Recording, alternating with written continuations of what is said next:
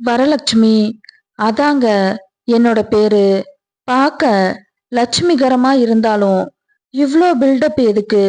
கதைகள் படிச்சவங்க யாராச்சும் இருந்தா அவங்களுக்கு என் உருவம் அப்படியே கண்ணுல நிழலாடும்.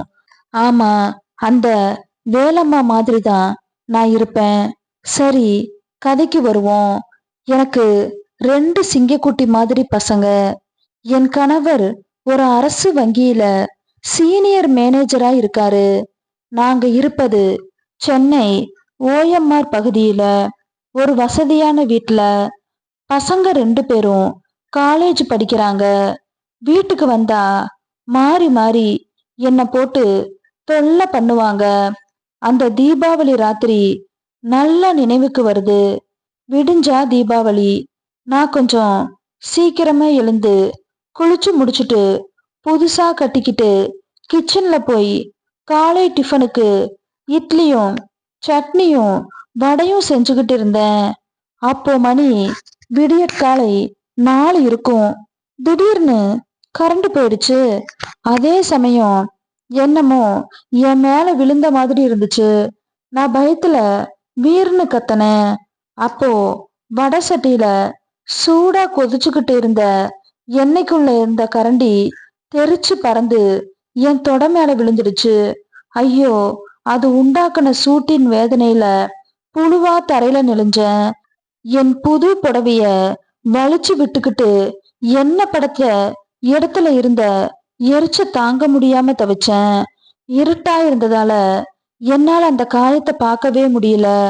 என் சத்தம் கேட்டு என் கணவரும் பசங்களும் கிச்சனுக்கு ஓடி வந்தாங்க. என் கணவர் கையில டார்ச் இருந்துச்சு. அதை வச்சு என் தொடையில வெளிச்சம் காட்டி காயத்தை பார்த்தாங்க.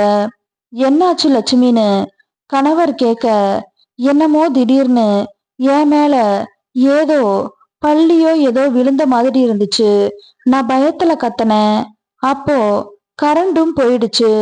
எண்ணெய் கரண்டி நழுவி தொடையில விழுந்துடுச்சுன்னு நான் சொன்னதும் பசங்க 2 பேரும் ஃப்ரிட்ஜில் இருந்த ஐஸ் வாட்டரை கொண்டாந்து என் காயத்தின் மேல ஊத்த எனக்கு எரிச்சல் அடங்கி இருந்துச்சு.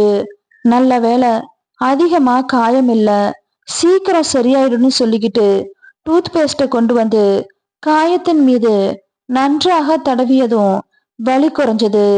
அதே சமயம் கரண்ட்டும் வரவே நான் புடவைய வலிச்சு விட்டுக்கிட்டு உட்கார்ந்திருந்த கோலம் எழுந்து போய் வேற உட மாட்டிக்கிட்டேன். அன்று காலையில உணவருந்து வேலையில பேசிக்கிட்டு இருந்தோம். ஐயோ, இது என்ன விபரீதம்னு மனசு கொஞ்சம் பரிதபிச்சுது. சரி, வயசுக்கு வந்த பசங்க தானே, பாவம், கொஞ்சம் அப்படி இப்படித்தான் இருப்பாங்கன்னு மனசை தேத்திக்கிட்டேன். தீபாவளி இரவு எனக்கு ஏற்பட்ட எண்ணெய் காயத்தின் காரணமா என் கணவரு தூங்கிட்டாரு. எனக்கு தூக்கி வாரி போட்டுச்சு. நான் கனவுல கண்டது எப்படி நினைவாச்சு? யார் இப்படி என்ன, என் கணவர் என்ன இப்படி ஒரு நாளும் இல்ல அப்படின்னா 2 பசங்கள யாராச்சும் ஒருத்தனோட வேலையாத்தான் இது இருக்குன்னு மனசு சொல்லுச்சு. நான் வாரி சுருட்டிக்கிட்டு படுக்கையை விட்டு எழுந்து ஓடி பாத்ரூம் போய் குளிச்சுட்டு வெளியே வந்தேன். என் கணவர் இன்னும் கொரட்டை விட்டு தூங்கிட்டு இருந்தாரு. அவரை பார்க்க பாவமா இருந்துச்சு. கிச்சனுக்கு போய் ஃப்ரிட்ஜை திறந்து பால் பாக்கெட்டை எடுத்து ஸ்டவ்ல வச்சேன். என் சிந்தனையெல்லாம் யாருங்கிறதுலயே இருந்துச்சு. பால் கொதிச்சுட்டு இருந்தது. என் மனமும் கொதித்து கொண்டுதான் இருந்தது.